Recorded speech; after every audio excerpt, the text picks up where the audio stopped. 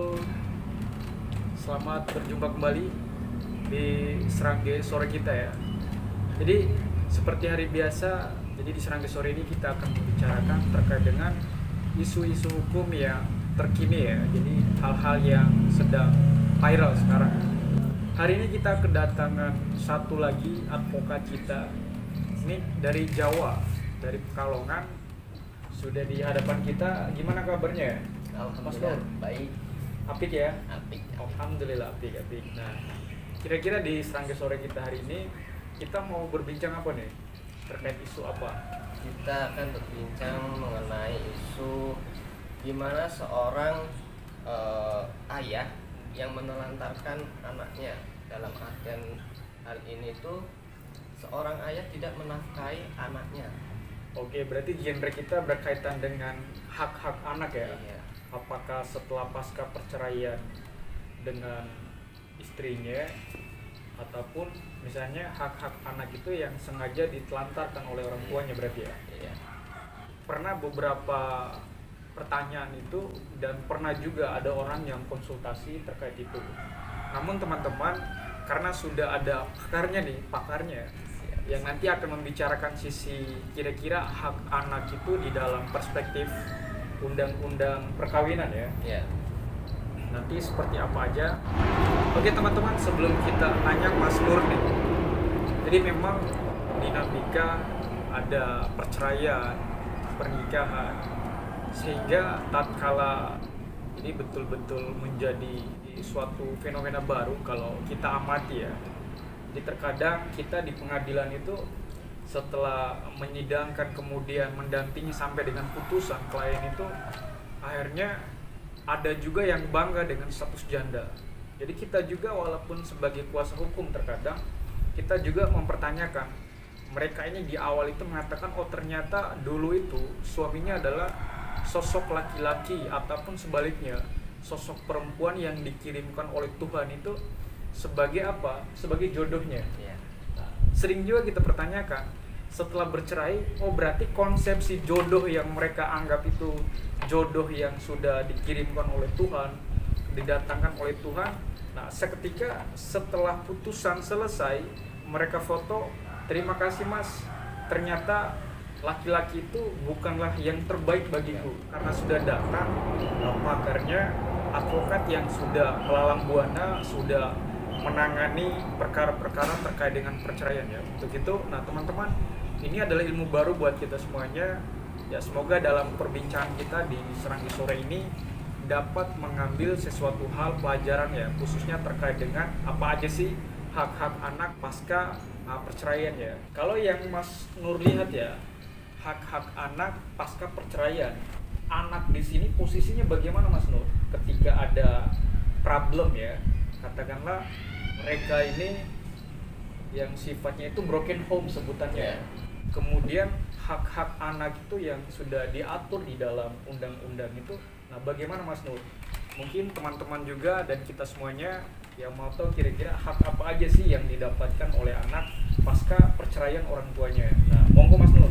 Jadi begini, hak anak salah satunya itu nafkah ya. Nafkah berarti Iya. pertama ya. Itu dari nafkah, itu dari usia dia kecil sampai dia dewasa. Itu wajib. Kalau dikatakan dewasa itu di usia berapa? Nah, dia katakan dewasa kalau dalam undang-undang pidana berusia sekurang-kurangnya 18 tahun. Orang ayah tidak pernah menafkahi anaknya dari pasca dia cerai Oke. sampai anaknya dewasa. Hati-hati di sini. Karena apa? Dia bisa dituntut pidana. Seorang ayah ini bisa dituntut pidana. Orang tua berarti ya? Iya. Oke. Ketika seorang anak ini menuntut hak-haknya, di situ sudah disebutkan dalam pasal 49 Oke. Undang-Undang PKDRT. Iya, oke. Di situ udah jelas apabila seorang anak ditelantarkan atau tidak dinafkahi itu dapat dipidana sekurang-kurangnya 3 tahun. Nah, berarti perlu di kita infokan juga nih Mas Nur, fenomena-fenomena orang tua yang bermasalah kan, yang bercerai akhirnya kan korbannya kan anak tuh. Jadi hati-hati bagi orang tua. Jadi ibaratnya karena keegoisan kalian semuanya akhirnya menjadi korban itu ada anak. Kemudian hak-hak anak itu tidak diperhatikan. Ingat, ada sanksi pidana ternyata. Oke, lanjut Mas Nur. Nah, dalam pidana pun ada yang namanya denda.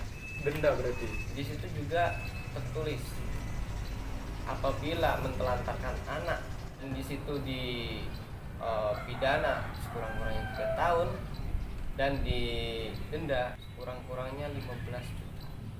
15 juta. Ya.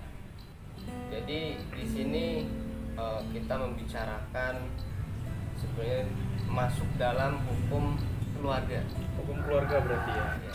Jadi ya kita sebagai orang hukum mengetahui apa yang harus kita jalankan. Dan ketika kita sudah selesai menjalankan kewajiban kita sebagai pengacara, sebagai lawyer dan praktisi, kita harus memberikan atau ngasih tahu lah kepada para orang tua agar dia senantiasa memberikan hak-haknya kepada anak ataupun sebagai orang tua kandung atau gimana.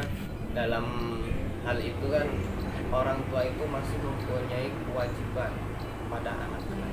Saya pernah masuk juga nih Mas Nur. Nah, terlepas dari itu saya mau bertanya lagi nih. Jadi pernah ada yang konsultasi terkait dengan, jadi si istri ini menikah dengan seorang laki-laki. Nah, singkat cerita, setelah dia melahirkan seorang anak, akhirnya si suami ini merantau ke Jakarta. Setelah dia merantau, sebulan 2 bulan ada kabar. Berikutnya akhirnya nggak ada kabar. Statusnya sampai sekarang kurang lebih sudah, kalau nggak salah sudah 6 tahun. Jadi dia dari anaknya lahir sampai 6 tahun ini tidak ada memberikan nafkah kepada anaknya. Baru di 6 tahun ini ada kabar. Kemudian dia sudah punya istri baru. Kalaupun dia mau nikah, artinya kan harus minta persetujuan seorang istri. Nah, namun 6 tahun ini lost kontak, tiba-tiba ada kabarnya dan ternyata dia sudah mempunyai istri baru gitu. Akhirnya seorang istrinya ini yang sudah anaknya berumur 6 tahun ini, akhirnya dia menanyakan, ini bagaimana status anak saya ini, apakah mendapatkan hak dari ayahnya, ayah kandungnya. Itu gimana dalam perspektif hukumnya Mas Nur? Kalau dalam perspektif hukum ya tetap seorang anak ya anak. Tidak ada mantan anak. Kalau misalkan ibunya ini mau menuntut bapaknya, bisa, dalam artian dia menuntut nafkah untuk anak. Nah, bagaimana kejelasan dalam pernikahannya? Jika kita telisik dalam agama, berarti dia udah lepas. Dalam artian sudah tidak ini ya, talak itu namanya. Udah ditalak otomatis ya, berarti ya? Itu dalam Islam ya. Tapi kalau dalam hukum dia masih terikat. Yang mau saya tanyakan lagi itu, jadi opsi si istri kan ada 2. Apakah anaknya ini tetap bisa untuk mendapatkan nafkah? Kemudian yang kedua, karena kan secara agamanya kan sudah otomatis ya, pisah gitu. Karena udah pisah ranjang, pisah rumah selama 6 tahun.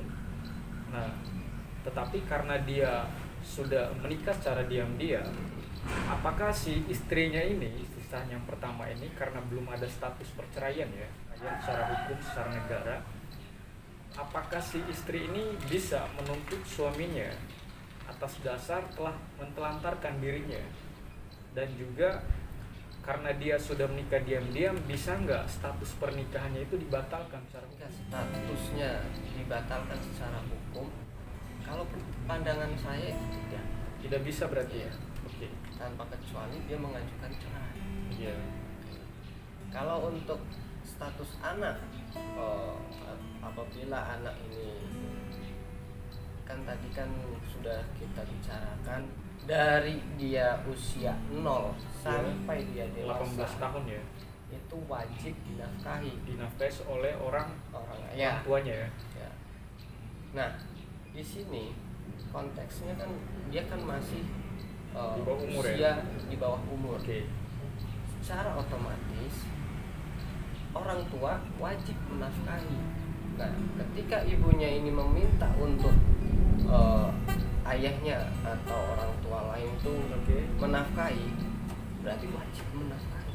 Berarti wajib. Baik, Mas, kita kembali lagi ya. Nah, tadi beberapa pertanyaan sudah dijawab, termasuk bagaimana nafkah anak itu kan sudah dijawab. Berarti secara undang-undang semasa dia di bawah 18 tahun, berarti dia tetap tanggung jawab adalah bapaknya yang menafkahi. Walaupun bapaknya itu sudah menikah lagi secara diam-diam berarti ya. Yang saya tanyakan tadi kan, apakah ketika istrinya mengambil langkah hukum untuk menuntut suaminya, nah, untuk membatalkan pernikahannya dengan istri yang keduanya, berarti secara hukum tidak bisa berarti ya? Tidak bisa. Oke, secara hukumnya tidak bisa. Namun bagaimana ketika nanti Mas Nur, jadi anak dari istri pertamanya, kemudian nanti istri keduanya pun mempunyai anak. Nah, ketika nanti seorang suaminya ini mempunyai harta ya, harta yang didapatkan sama istri yang keduanya ini, nah, bisa nggak harta ini nanti didapatkan juga oleh istri pertamanya, dan bisa nggak anak dari istri pertama ini, karena kan anak kandung ya, apakah masih mempunyai hak secara hukum untuk mendapatkan warisan daripada harta bersama dengan istri mudanya atau istri yang keduanya itu seperti apa Mas Nur?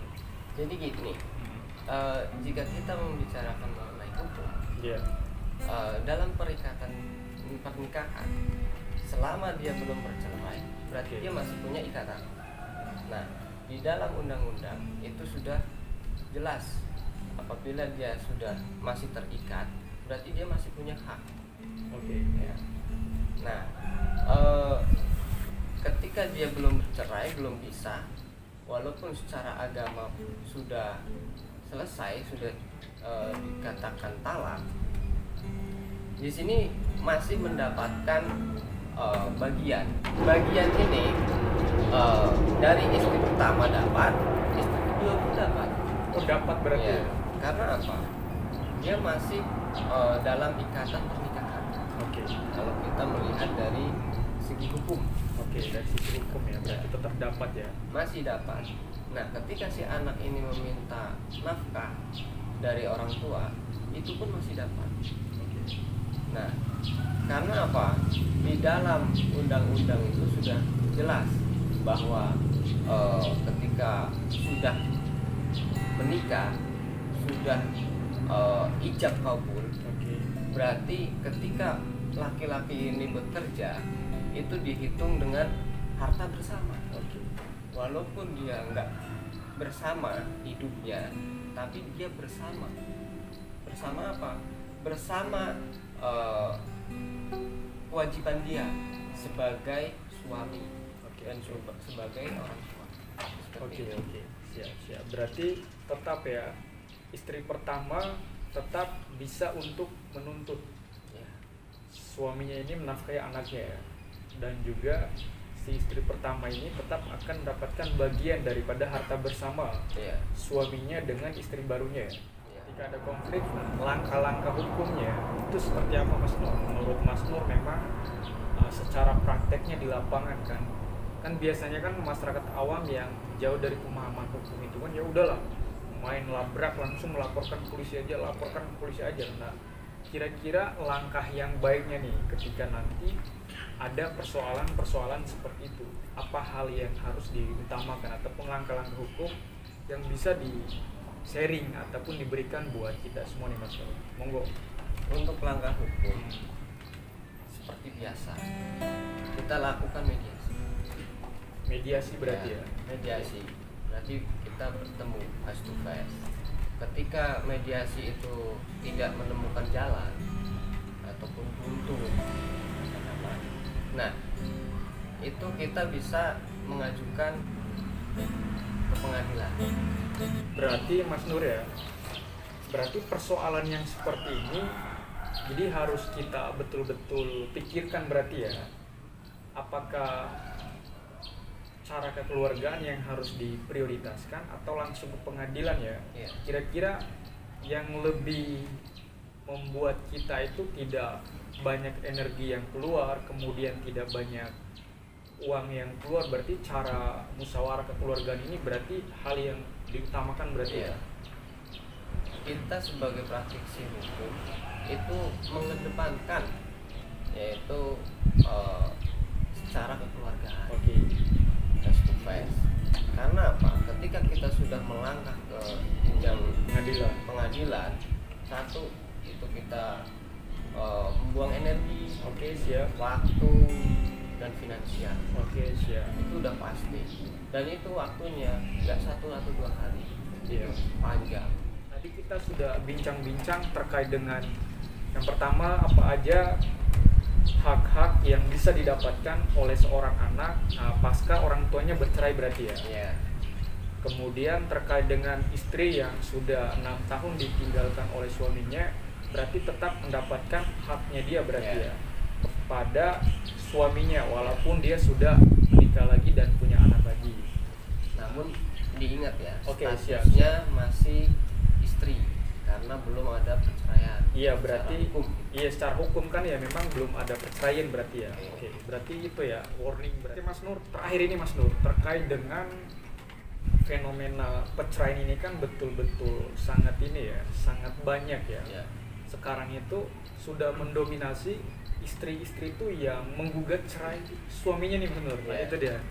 Jadi fenomena ini kan yang menarik ya, bukan di kalangan artis, bahkan masyarakat biasa pun di pengadilan itu justru banyak seorang istri itu yang mengajukan gugatan terhadap suaminya. Ya. Nah, dari sekian banyak atau ratusan lah perkara-perkara perceraian yang ditangani oleh Mas Nur ini, jadi pokok-pokok persoalan kira-kira apa aja nih hal-hal yang akhirnya menjadikan perempuan atau seorang istri itu menggugat suaminya, hal-hal yang paling pokok lah Mas Nur. Kalau hal yang paling pokok, sebenarnya kenapa seorang istri menggugat cerai itu sebenarnya hal sepele. Hal yang sepele Ya. berarti ya. Oke. Dari kata ekonomi, terus hubungan keduanya, yaitu Komunikasi berarti ya. komunikasi, Oke. terus permasalahan di dalam kamar. Oke, Itu biasa siap. terjadi. Kenapa hal itu terjadi? Karena salah satu dari mereka itu ya masih memegang ego. Ego berarti. Ego. Ya. Di mana hal itu bisa terjadi? Ya karena ego mereka yang terlalu tinggi. Misalkan dia bilang mengenai ekonomi, kan bisa dia junjung bersama, Oke. ya Ya. kan?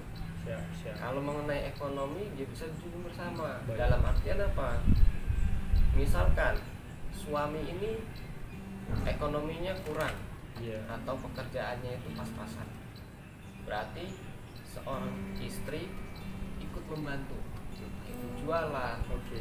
entah itu mencari penghasilan lain, itu kan bisa. Nah, sembari mencari penghasilan lain, dia pun harus memahami karakter suaminya seperti apa, tanpa kecuali hubungan yang sudah nggak sehat. Dalam artian nggak sehat, si suami sering bermain tangan, KDRT berarti ya. KDRT. KDRT berarti ya.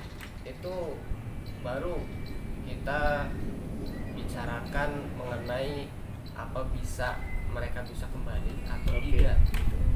Ketika hal itu sudah tidak bisa kembali, berarti kita harus mengupayakan. Oke Mas Nur, berarti poin-poinnya yang Mas Nur lihat ya, Ya. Mas Nur kaji dan analisis di setiap berkas orang mengajukan perceraian berarti yang pertama adalah faktor ekonomi, Ya. kemudian yang kedua faktor komunikasi, Ya. kemudian yang ketiga ego ya, karena belum mampu baca karakter suami, kemudian sebaliknya karakter istri ya. Kemudian yang keempatnya ini adalah tidak adanya ya. Jadi nilai perjuangan di dalam membangun bahtera rumah tangga ya. Nah, poin-poinnya Mas Nur. Jadi kayak tips-tips ini buat katakanlah pasangan yang mau mengajukan cerai nih, entah suami istrinya, kira-kira biar mereka sadar lah Mas Nur. Ternyata mereka itu terlalu dini misalnya. Nah, kira-kira poin-poinnya apa sih, pesan-pesannya yang ingin disampaikan? Pesan-pesan ya. Iya. Jadi pesan awal itu satu. Oke, komunikasi. Komunikasi berarti ulang lagi komunikasi ya. Berarti ya. Ketika komunikasi dia sudah baik, sudah benar, insya Allah tidak ada yang namanya perceraian. Betul. Komunikasi. Nah, yang kedua itu ekonomi. Ya. Ketika ekonomi dia salah satu dari dia turun, salah satunya ya harus menyusul. Ya. Jadi hal dua itu sangat penting Berarti ya. di dalam keluarga. Ketika hal itu disepelekan, ya terjadilah perpisahan dan percekcokan. Masih ada lagi Mas Nur? Mungkin saya cukupkan. Oke, siap. Terima kasih Mas Nur, luar biasa ya. Mau minta tepuk tangan tapi nggak ada penonton. Nah, tapi teman-teman semuanya ya. Jadi kesimpulan dari saya cuma singkat aja. Ketika nanti teman-teman berhadapan dengan situasi yang akhirnya dalam pikiran itu mau menggugat entah itu suaminya atau istrinya. Jadi kedepankan musyawarah secara kekeluargaan, libatkan orang tua, libatkan pihak keluarga, entah dari suami atau istri, kemudian dibicarakan secara baik-baik, dan kalaupun sudah mentok banget dan sudah tidak mampu lagi, barulah pengadilan itu adalah jalan terakhir.